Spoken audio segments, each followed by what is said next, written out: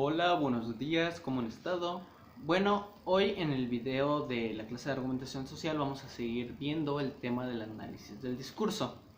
Bueno, para eso vamos a seguir poniendo un poco de contexto, por ejemplo, como lo que les conté anteriormente de Van Dyck. Entonces, digamos, continúo. Elea Calzamiglia y Amparo Tuzón escribieron un libro titulado Las cosas del decir, Manual de análisis del discurso. Aquí tratan precisamente de cómo analizar un discurso. Y por ejemplo, puedo decir que hablan del discurso, pero lo tratan de una manera diferente. ¿Qué quiero decir con esto? Lo tratan como si fuera una práctica social que surge a partir del uso lingüístico contextualizado. Esto ya sea oral o escrito. ¿Qué quiere decir esto? O más bien, digamos, lo traduzco. Al decir una práctica social, pues quiere decir que es algo, llamémoslo, cotidiano, que surge de manera natural en la sociedad y usa justamente el uso lingüístico, pero lo usa contextualizado. ¿Qué quiero decir con esto? Que habla sobre algún tema en específico, necesita un contexto para surgir. Y como lo vimos anteriormente, puede ser justamente el discurso oral o el escrito. Ellos también dicen que el discurso es parte de la vida social diaria y a la vez es un instrumento que crea esta vida social. Ellos tratan al discurso como si fuera precisamente una plática entre personas, porque puede que sea un discurso a menor escala, no le presentes, digamos, tu opinión o lo que tú estás diciendo a varias personas, sino que se la presente solo a una. Así es como ellos tratan y justamente como ellos ven lo que es el discurso.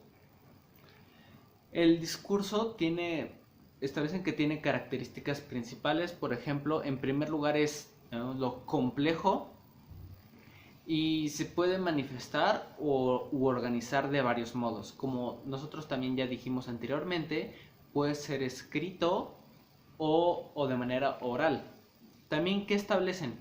Que es heterogéneo. ¿Qué quiere decir con que sea heterogéneo?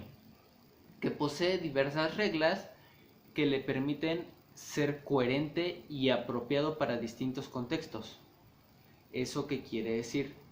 Justamente lo que vimos anteriormente, los distintos tipos de discurso, dependiendo cuál sea el uso que se le vas a llegar a dar, lo que sería el enfoque del discurso. Y justamente las diferencias que nosotros hacemos de esta manera. Aunque ellos no solo establecen eso, sino que también dicen que es recíproco e interactivo entre los hablantes. Aquí viene el ejemplo que les puse anteriormente de lo que sería justamente la defensa de una tesis, en que es interactivo. Las personas te cuestionan y tú vas respondiendo, o puede que lleguen a hacerte preguntas mientras realizas el discurso o al final. Es cuando ahí se produce la interacción entre el que sería el expositor que realiza el discurso y el público, la audiencia. Existen diferentes enfoques para los discursos, ya sea en su texto, en su estructura verbal, en su proceso mental del autor o en cómo se crean. Hay muchas líneas en el análisis del discurso, como lo podría llegar a ser la gramática del texto, el análisis de la conversación o cómo va surgiendo, y la psicología precisamente de, llamémoslo, de la persona que lo está creando. Todo lo que vimos que dijo Van Dyck, que eran como los rasgos de humanidad y los rasgos como la huella digital que cada persona escribe o deja precisamente en su discurso. El análisis crítico de un discurso, por verlo de esta manera, es un enfoque especial que toma una posición política, llamémoslo así, y analiza el papel del discurso en la reproducción de como un abuso de poder. Así, exponiéndolo de esta manera, lo pone, ¿cómo explicarlo? Como si la persona que está realizando el discurso, o sí, como si la persona que estuviera realizando el discurso tuviera más poder o más peso su palabra que las demás, justamente por el hecho de la realización del discurso. Eso es algo que se quiere, digamos, llegar a enfatizar o a tratar de esta manera. existen diferentes métodos para el análisis del discurso que generalmente llegan a ser métodos cualitativos. ¿Por qué? Porque medir a un discurso por su cantidad, que sería un método cuantitativo, no tiene mucho sentido. ¿Por qué? Porque un discurso puede ser muy largo, tener mucha cantidad, mucho contenido, pero ese contenido no significar nada, ser mucho relleno, ser mucho texto sin sentido. En cambio puede haber discursos muy cortos, muy breves, muy precisos, que sean muy buenos discursos. Es por eso que la cantidad no se toma muchas veces en el discurso. Generalmente con esto se trata de buscar una descripción detallada de las estructuras y las estrategias de los discursos, ya sean orales o escritos. Esto se llega a realizar por, llamémoslo, niveles. Un ejemplo de esto podría llegar a ser la sintaxis, que serían las estructuras formales de las oraciones, la semántica, que sería el sentido que tiene cada una de las oraciones, la pragmática, que serían los actos de los que se llega a hablar, y claramente la interacción y la conversación que produce la persona que está realizando el discurso. Esto al final depende muchas veces no solo de la persona que lo escribe, sino de la persona que analiza el discurso. ¿Qué quiero decir con esto? Pues que en este sentido el análisis del discurso se distingue un poco del análisis del contenido, en que este es, en términos generales, un método más bien cuantitativo de las ciencias sociales, que se aplica a grandes cantidades de texto. Por ejemplo, con una codificación de propiedades observables de los mismos. ¿Qué quiero decir justamente con esto? Que el análisis de contenido es analizar cada segmento, pero de una manera muy general. En cambio, justamente el análisis del discurso se distingue en analizar principalmente lo que conllevan todas las ciencias sociales. Esto, pues, mayormente son muchas cantidades de texto en grandes cantidades, y pues como que trata de calificar, por decirlo de esta manera, cada propiedad que nosotros llegamos a observar de este texto. Por eso es que se llega a distinguir. Uno es más, digámoslo, meditado, más profundo que el otro.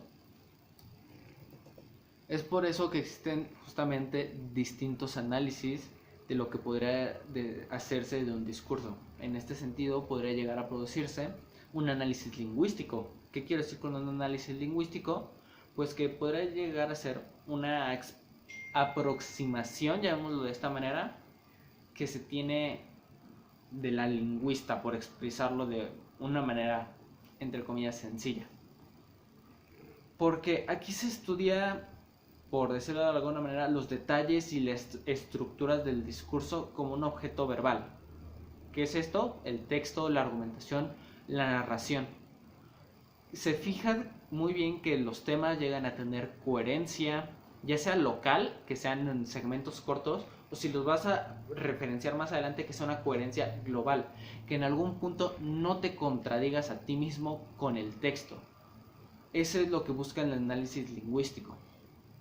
También que, por ejemplo, si llegas a hacer alguna que otra referencia que esté bien escrita, eso es lo que se llega a buscar en este análisis lingüístico. También se llega a hacer un análisis de la conversación, que esto es más de manera analítica, más de ver cómo la persona realiza y se expresa en lo que vendría siendo el discurso oral. Y esto se enfoca como una, llamémoslo, interacción, el cómo se ve la persona al realizarlo, las estrategias que llega a utilizar, si es que la persona se llega a poner nerviosa, o si es que, ¿cómo expresarlo? Es muy pragmático, llamémoslo así. A la hora de expresarse repite muchas veces lo mismo. De esta manera es que se trata de analizar el análisis de la conversación de esta persona. Y así es justamente como se realiza. También puedes analizar la psicología del discurso, como lo vimos anteriormente, dado que el discurso se puede segmentar en muchas piezas, llamémoslo así. Esto se inspira principalmente por las complejidades del aprendizaje humano o la adquisición del conocimiento. ¿Qué quiero decir? Por ejemplo, en los años 70 surge una corriente de investigación en el estudio del rol que desempeñan los procesos mentales. El qué tan necesaria es la atención, la memoria, la percepción, la concentración, etc. En el proceso de comprensión de textos y en un marco posteriormente conocemos lo que es la ciencia cognitiva. Ahora, volviendo a lo que es la psicología cognitiva, en la psicología cognitiva el estudio del discurso es en general experimental, o se hace en un laboratorio, por decirlo de esta manera. Experimental, de laboratorio, que experimentas. Y esto se enfoca principalmente sobre las estrategias y representaciones que haces. Cómo comprendes justamente pues el texto, en este caso el discurso, cómo lo memorizas, cómo recuperas la información que te llega a dejar el discurso. Por ejemplo, pues puedes leer un texto, en este caso el discurso, y ya después de que lo leíste, el que también lo analizaste, el que también te lo aprendiste, el que también lo entendiste. Eso es lo que representa ese tipo de análisis. También, por decirlo de alguna manera, existe lo que es un análisis informático, que es un análisis de las referencias usadas. El análisis de qué tan fiable es una referencia, el análisis de, ok, sacaste una referencia de este lado, veamos qué tanta reputación llega a tener esto. ¿Por qué? Porque puede que una, llamémoslo, una referencia sea fiable, pero puede que no tenga mucha reputación. O puede que algo como que tenga mucha reputación no sea fiable. Un ejemplo de esto es, digamos de esta manera, el periodismo. Muchas veces marcas con grande reputación en el periodismo no son del todo fiables porque simplemente dicen noticias que pueden ser falsas o simplemente ponen relleno de noticias. En cambio, puede que, llamémoslo, una persona independiente en estas noticias no tenga tanta reputación, pero sea una fuente fiable, dado a que al ser, llamémoslo, una persona individual y no un corporativo, se preocupe más por el hecho de transmitir la noticia. Eso es más o menos a lo que me quiero referir. También se puede hacer un análisis crítico del propio discurso. En este se ubica en cualquier, digamos, aproximación mencionada, por lo que se hace desde una perspectiva social, política y crítica, enfocándonos principalmente sobre la manera en la que el discurso se usa y se abusa, ya sea para establecer legitimidad, ¿qué quiero decir con esto? Si alguien que cree en la tierra plana hace un discurso, justamente ahí lo que está haciendo es establecer legitimidad a lo que él piensa. Y ya sea ejercer poder o alguna dominación, como podría llegar a ser el caso de los discursos políticos. Quieren legitimizar a esa persona para que pueda después ejercer poder sobre otras. Aquí interesa sobre todo el análisis, llamémoslo, del racismo, del sexismo, del clasicismo, de la pobreza. Esos son los principales temas que llega a abordar este tipo de análisis. ¿Por qué? Porque son temas que se pueden ver muy a fondo desde una perspectiva política, desde una perspectiva social y desde una perspectiva crítica. Cada perspectiva puede verse de una manera diferente y de diferentes enfoques. Un ejemplo de esto es, digámoslo, el tema de justamente del aborto. Desde una perspectiva social se puede dividir entre las personas que están a favor, entre las personas que no lo están, entre una perspectiva religiosa, dentro de una perspectiva política se puede ver desde una perspectiva de que se aprueba a de que no se aprueba, y desde una perspectiva crítica se puede llegar a ver en el momento justamente en el que qué tan bueno es el aborto, en el que si realmente es fiable. Por eso digo que estos temas son muy dados a un análisis crítico, porque se pueden segmentar en diversas, llamémoslo, secciones. que sería tanto la social, la política y la crítica. Es por eso que estos temas, llamémoslo mayormente, son temas delicados y no temas de los que, por decirlo de alguna manera, mucha gente puede llegar a tener una opinión que está segmentada. Es por eso justamente que estos análisis críticos son más complicados de desarrollar. Porque ahora no solo tienes que ver llamémoslo de manera directa el discurso, sino que tienes que ver diferentes puntos de vista bajo este análisis. Generalmente esto es mayormente, todo el análisis es de una manera teórica. Esto claramente es bajo una visión descriptiva, tratando de describir cómo está construido el discurso generado o el cómo lo analizas. Esto puede causar muchos problemas. ¿Por qué? Generalmente se cuestiona al análisis del discurso. ¿Por qué? Porque es muy relativo. Carece de un fin pragmático. Ok, analizas un discurso, tienes completamente segmentado cómo es, los orígenes que establecen, el ambiente que establece el discurso, ventajas, desventajas, tienes todo completamente analizado. ¿Para qué? ¿Te sirve realmente de algo más que conocer a fondo esto?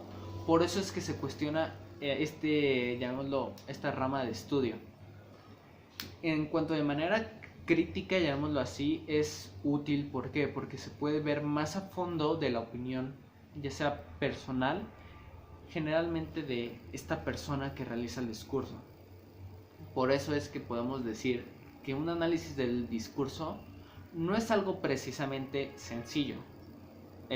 Se nota desde que es una rama de la lingüística.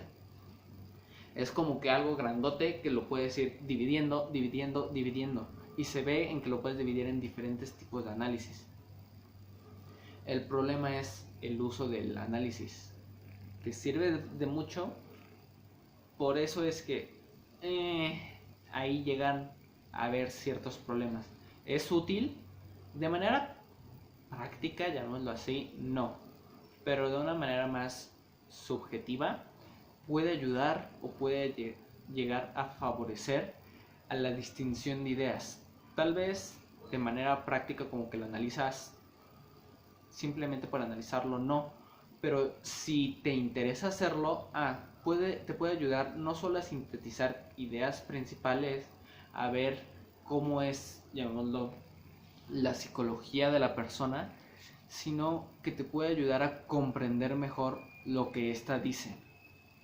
Es por eso que el análisis del discurso generalmente se llega a ver con temas políticos, porque al final es en lo que mayormente se usa el discurso, legitimizar personas que quieren aprobación, que quieren ganarse un puesto, y pues es eso para lo que se utiliza. Bueno, ya tocando de una manera más extensa lo que vendría siendo el discurso, yo creo que podrían ya decirlo de esta manera: con el discurso que ustedes llegaron a escribir, no sé si llegaron a escribir otro, pero con ese realizar y ejercer justamente un análisis de su propio discurso, para ver si es que ustedes pueden llegar a notar precisamente esas pequeñas, llamémoslo, rastros o huellas que dejan ustedes dentro de su discurso. Y no solo eso, sino que cuestionarse a ustedes mismos lo que están escribiendo o lo que escribieron. Podríamos decir que el discurso es una de las antesalas que precede al debate. No sé, tal vez si da tiempo, tal vez si el internet mejora, tal vez, no sé cuándo acabe la cuarentena. Estaría muy bien que acabara antes del examen trimestral, pero no sé muy bien cuándo acabe. El hecho de que realizáramos, ya que viéramos el debate, realizáramos un debate. El tema, pues, tendríamos que llegarlo a escoger y ver qué onda con eso, pero estaría muy interesante hacerlo. Bueno, ya sin nada más que decirles respecto a esto, pues yo me despido y nos vemos hasta el sábado. Chao.